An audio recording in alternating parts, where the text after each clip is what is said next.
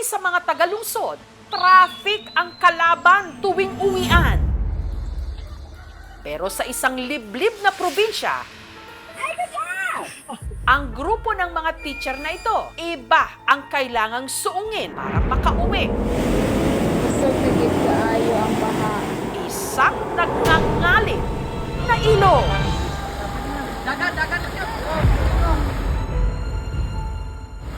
Pauyon lang, ma'am! Okay, good.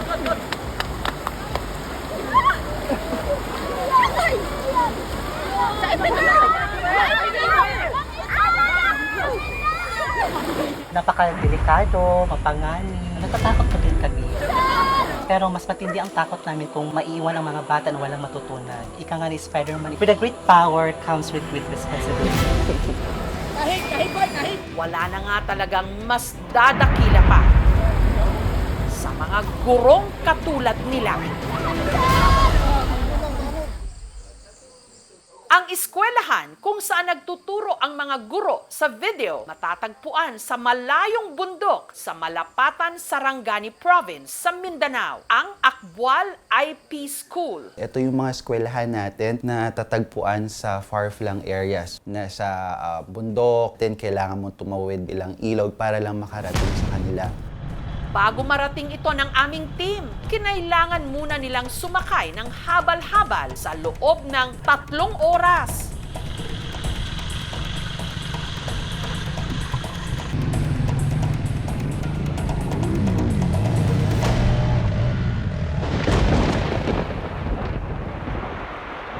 Ngunit ang bahaging ito ng bundok, hindi na raw kayang pasukin ng mga motorsiklo.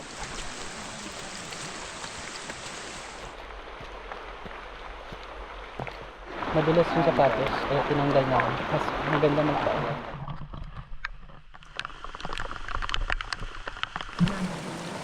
Mahaba-haba. Kaya pa naman.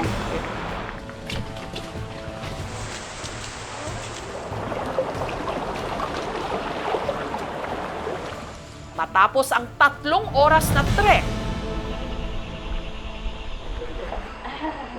gabi na nung narating nila ang barangay Upper Suyan. Kinabukasan, bumungad sa kanila ang payak at tahimik na buhay sa bundok. We partake this good gift, O Lord, thinking to sanctify this as our bread and to greatly give us good heart and long life. We do back all the glory in the mighty name of Jesus. Amen.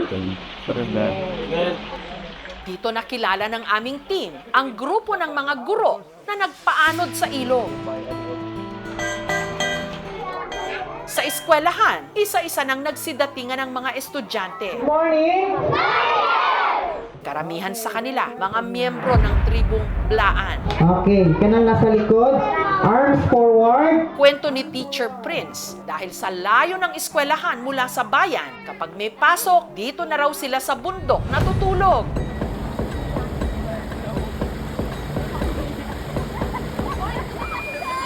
Ang nag-viral nilang video, kuha nung pauwi na sila hapon nitong June 19. Because of the heavy rain po, so nagdeklara po ang local government ng suspension of classes, kaya naisipan po namin umuwi pagkatapos po namin magklase. Nag-start na kami maglakad. From school hanggang doon sa Banlas, doon sa may ilog is 2 hours. Pagdating namin sa may ilog, Sir, naging kaayo ang baha. wala kaming choice kundi magtawid na lang talaga sa baha. Kaysa naman mas maabutan pa kami ng mas malaking baha. Para ligtas silang makatawid sa ilog, tinulungan daw sila ng mga residenteng nakatira sa bundok. Sinimula ng community na sila yung unang tumawid sa malakas na baha. Tapos kami na naman po yung tinulungan nila na tumawid isa-isa.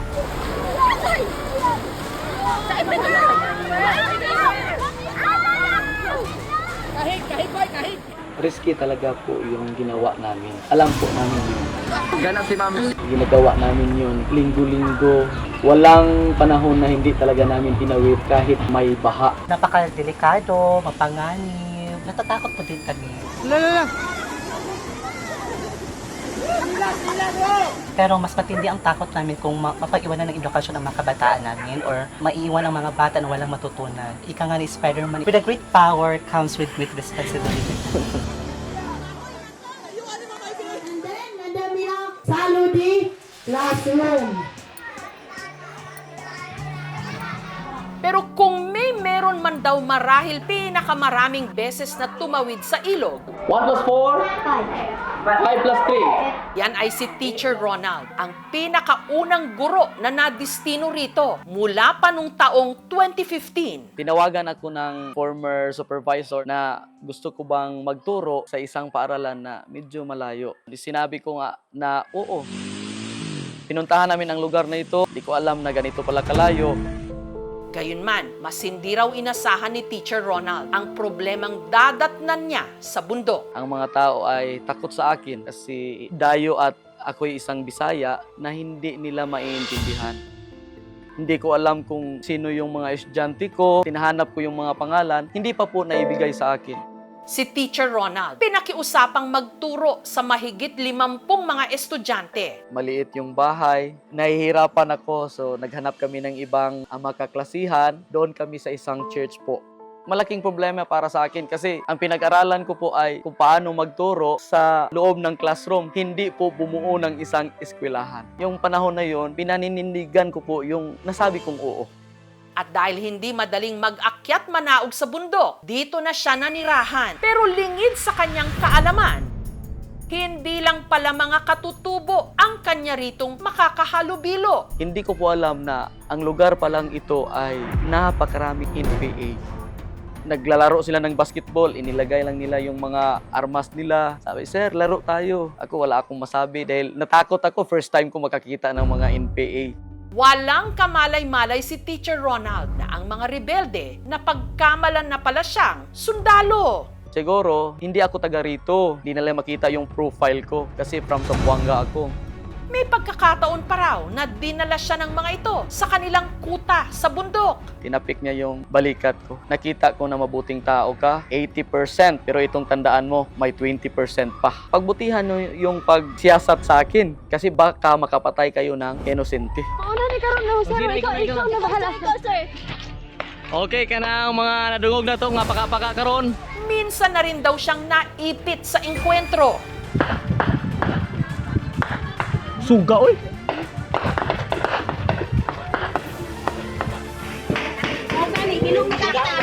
Pumunta yung mga bata sa akin. Sabi nila, Sir, may klase tayo? Sabi ko, wala tayong klase. Uuwi ako. Mag-ampo lang tao kay ano. Sa kabila nito, mas nangibabaw raw kay Teacher Ronald ang malasakit sa kanyang mga estudyante. I pray to the Lord na, Lord, help me. Pabalik ako. Kaya bumalik po ako, ma'am. Ang ipinagpapasalamat na lang daw niya sa mga sumunod na taon. May mga nakasama na siya sa pagtuturo. Sa ngayon, 9 na sila lahat ng mga guro na dito nakadistino. Kumuha ng notebook. Dumami na rin daw ang mga estudyante na gustong matuto. Katunayan, sa school year na ito, 180 na estudyante ang nag-enroll. Malayo na po itong paaralan na to, ngunit mayroon pa pong mas malayo pa po dito na nag-aaral sa amin.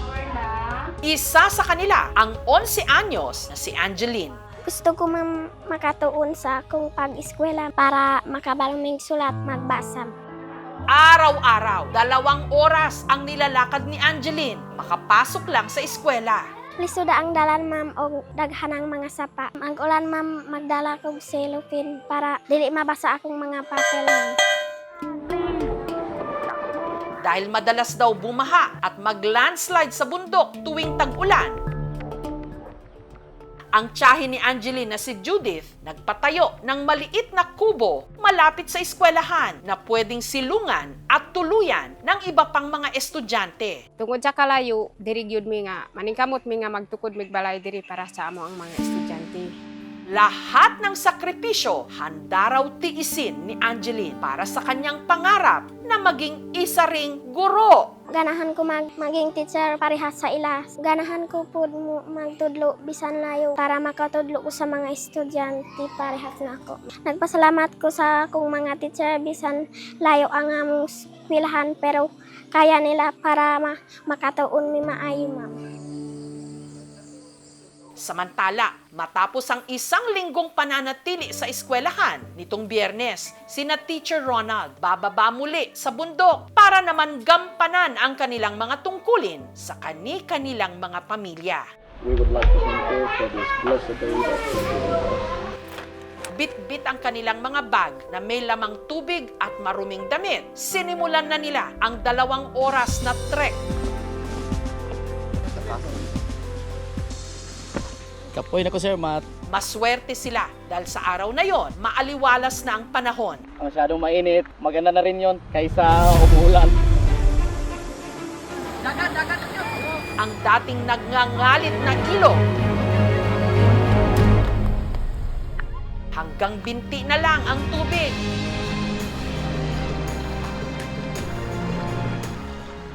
Kaya, payapa nila itong natawid.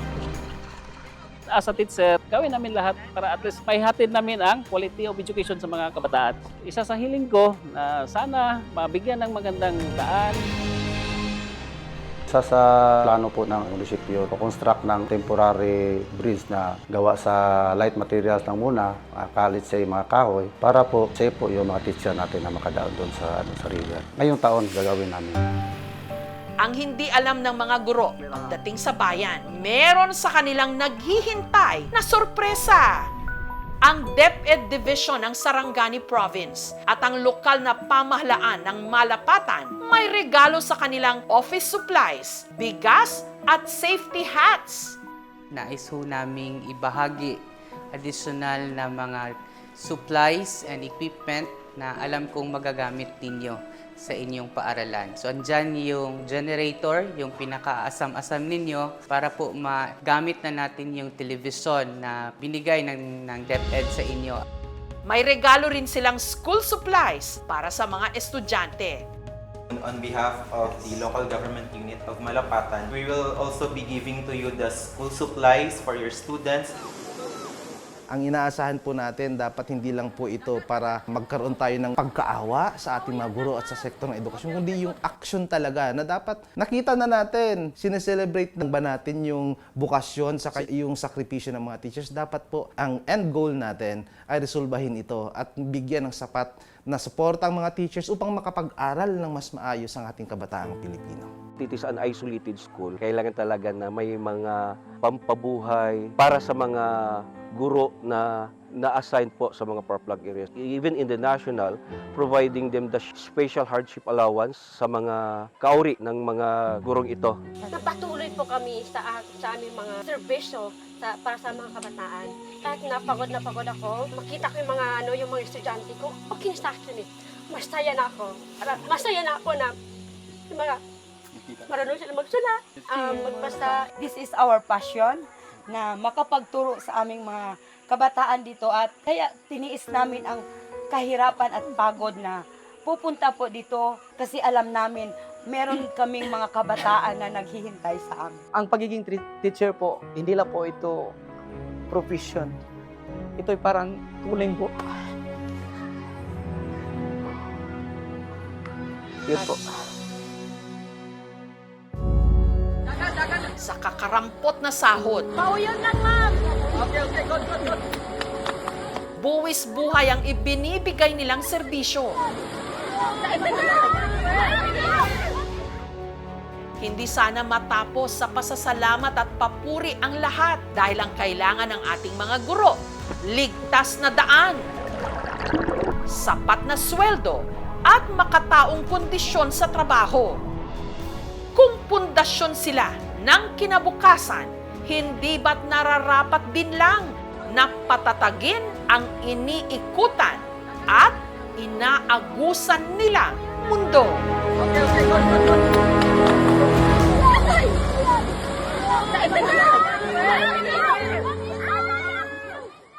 Thank Thank you for watching, mga kapuso. Kung nagustuhan niyo po ang videong ito, subscribe na sa GMA Public Affairs YouTube channel.